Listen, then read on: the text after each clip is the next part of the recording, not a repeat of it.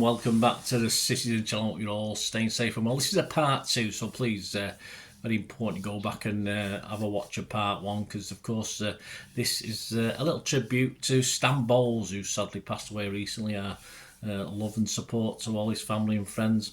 Of course, after battling Alzheimer's, he died at the age of 75. So this is just a little look at his time at City, a little bit look at what he did afterwards. But of course, we've been concentrating on his time at our wonderful club, Manchester City. Although Stan didn't perhaps think so much, but we'll talk about that in this part 2.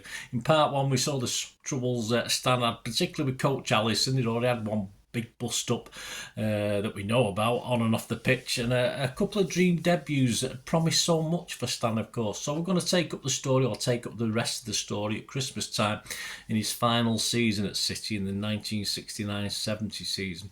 Of course, so please join me for that and this little look back, and let them know your memories. Please, if you are new to the channel, push that subscribe button, push the bell notifications, everything City past and present. As I said, all your comments and any memories on Stan. If you're as old as me, got to see him like I did, or got to see him play for the first team, I got to see him play for the reserves as well. So let us know, and I will respond or give you a like. And just for Stan, guys, and me, give us a like for this vlog as well. It'd be much appreciated. Yeah, so I take up the story at Christmas time. Following an early season run of games, his next run and final games in Sky Blue, or Red and Black Stripes, I think, were that season, will be 5 from 6 league games, one as a sub appearance over Christmas and into early February 1970. On December the 20th, he played Chelsea away as a number 8 in a 3-1 loss. On January 6th, he played for us against Burnley at home, 1-1, as a number 10. That was a rearranged game from the 27th of December. It was number 10 again at Coventry away on January 10th, a 3-0 loss. The game where a well-known City legend called Big Joe Corrigan got called effing useless by another City legend. So yes, that's but there's more of that. There's a vlog on that one, but Bowles was playing in that game. But it was also dropped to sub and came on in a 1-0 loss to Stoke on the 17th of January, replacing Tony Buck in the next game. On the 31st of January, he played away to West Bromwich Albion, a 3-0 loss. He played at number 7. What would prove to be his final first team game on February 7th at Nottingham Forest at home, a 1-1 draw in front of 27,077. He was, though, to provide an assist that day, at least, to put City ahead. Doyle giving us a lead in the 15th minute, ramming home a pass from Bowles through the keeper Hill's legs.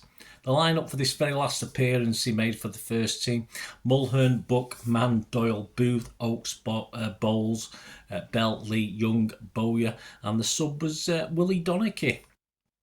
It was whilst out with older but no wiser, now on the naughty step teammate and one of his then closest friends, Tony Coleman, in a Manchester nightclub, that he and coach Malcolm Allison came to blows again. It could have turned nasty as pint pots were smashed away weapons, but quick thinking by the club owner calmed the situation down.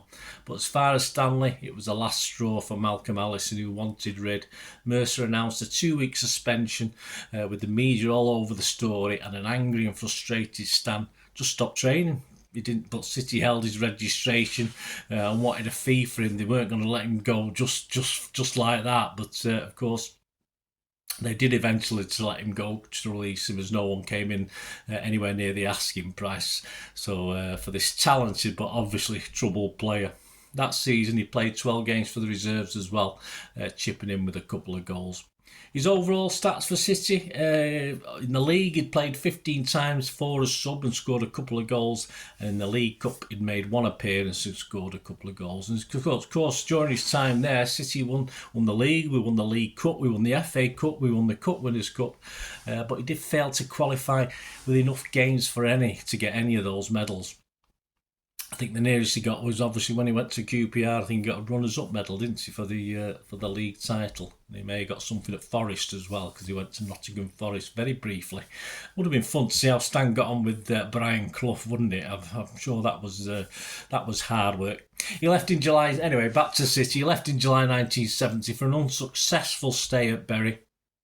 After 5 appearances there, he was sacked for breaches of club discipline. He was signed by Ernie Tag, manager of Crewe Alexandra, then in the 4th Division. And I think he finally started to mature a little at that stage. Not totally, but a little bit. He eventually made his name at QPR, of course, where he became a club legend, ironically replacing another QPR hero, Rodney Marsh, who came to us. For England, Bowles made his international debut against Portugal in Lisbon in 1974, April of 1974, in Sir Alf Ramsey's last match in charge. He won 5 caps for England, all while playing for QPR. And he played for 3 managers, Sir Alf Ramsey, we just mentioned, of course, again for Joe Mercer and Don Revie, and scored his only international goal in a 2-0 win over Wales at Ninian Park in 1974. My brother-in-law went to that one. He made his final England appearance in February 1977 in a friendly against the Netherlands at Wembley. It was once said to Stan that he had spent all his money on betting, booze and women, to which he simply responded, well, at least I didn't waste it. It was inevitable that Stan would return to play City. He did so with QPR in the 70s, a number of occasions, and the very first trip back to Main Road as a QPR player took place on the 17th of November 1973. He didn't score that day, he would score against us in other games. What was interesting about this was that journalist Paul Doherty, who used to write for the programme at the time, did a piece on him for the programme, and I sort of left us in no doubt about his anger towards City.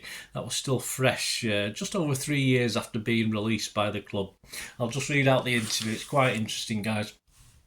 Paul Doherty talking to Stan Bowles. Paul Doherty question was, this will be your first time back at Main Road since you left under a cloud of bad publicity in July 1970. Will it stir up any memories? Stan Bowles answered, none at all. I was glad to see the back of the place. It's part of my life I want to forget. It was trouble all the way along the line when I was a City player, and I think I must have been hauled into the manager's office almost every day in the final year. All that is behind me and I don't want to have any memories revived. Paul asked, what went wrong? I recall that City was speaking of you in the most glowing terms at one stage, and remember you making a dream start with 2 goals in your first senior appearance. Stan said, the times I've been asked that question, I kept falling foul of the management, particularly Malcolm Allison. He kept warning me that I was mixing with the wrong people, that I wasn't applying myself properly to the game, and I would be late for training occasionally, and once missed a plane when City were going out for a pre-season match in Holland against Ajax. In many ways, they were right about me and my attitude at the time, but they made out I was a lot worse than I really was, and the daily trips up to the manager's office were getting me down. At no stage did I set out to be difficult to handle, yet my situation deteriorated. Paul asked, it must have still been a shock to be released and find yourself without a club at the age of 21. He said, I was down and out on the scrap heap, as they say, but I couldn't fit in at City, and I knew I was right in asking them for my cars. At first I refused to let me go, but within a day they'd changed their minds and my cars were waiting. The next few months were the lowest ebb in my life. I joined Bury for a spell, but I didn't really want to go there. I needed the wages, though. I didn't get the money I claimed our arrangement entitled me to. Paul Doherty asked, so off you went to Crewe, but at the point when you looked all washed up, you began to bounce back. Was it a case of seeing the light? Stan said, what made me realise the foolishness was when I saw players getting into the City first team who I knew were not as good as me. It made me think, how the hell can I be playing at Crewe when these guys are in the first division? Crewe painted the picture clearly. If I didn't do it with them, I'd drift from the game. Those facts made sense and I worked at it from there. Paul asked, so what are the changes in you as a person now you've made the top again with QPR? You're doing very well, QPR, at the time. Stan said, I'm more sensible. I don't do silly things like miss trains, and I've faced up to the mistakes I made in the past. Trouble doesn't seem to follow me around any longer. The bad dream ended when I left Bury, but it had been a disaster going there in the first place.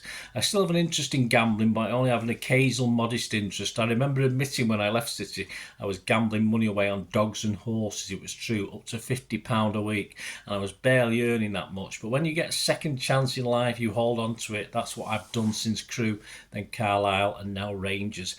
Paul Doherty said, tell us about Rangers. They seem to be a team of the moment. He said, team of the future, you mean? They are magic to play with. I believe we are going to take a lot of stopping. The individual skill is remarkable. We can only get better. Yeah, actually, I think, as I mentioned earlier, they finished runners-up to Liverpool a couple of seasons later.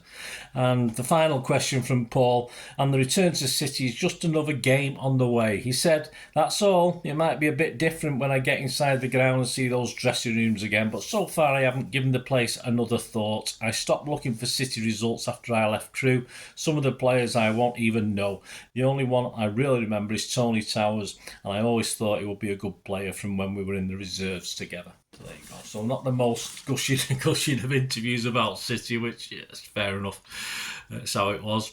In 1996, of course, he published his autobiography, Stambols, simply called Stambols, and perhaps time and maturity had taken over, as though, yes, frustrated by City, he perhaps accepted slightly more responsibility for the problems he'd had. It was not quite as scathing in that book as the interview he'd given to Doherty there. I've looked through the book and had a good read of it, and yeah, it does not as bitter, that's for sure. Along with the plaudits from the likes of Jimmy Greaves, Terry Venables and many more. He said this of himself. He said, I always felt that the skill which I possessed throughout my career was natural and it never changed. I never knew why I had it and I didn't know where it came from. It was just there. If I had to work hard to achieve that level of skill, I would not have been a footballer. I sometimes wondered what all the fuss was about. A 2014 QPR fans poll saw Bowles voted the club's all-time greatest player, and in 2022 the Ellerslie Road stand at QPR's ground, Loftus Road, was renamed the Stanley Bowles stand. Yes, a long drawn out campaign for that. I got involved myself through social media, and a lot of City fans did, so a lot of fans from other clubs as well.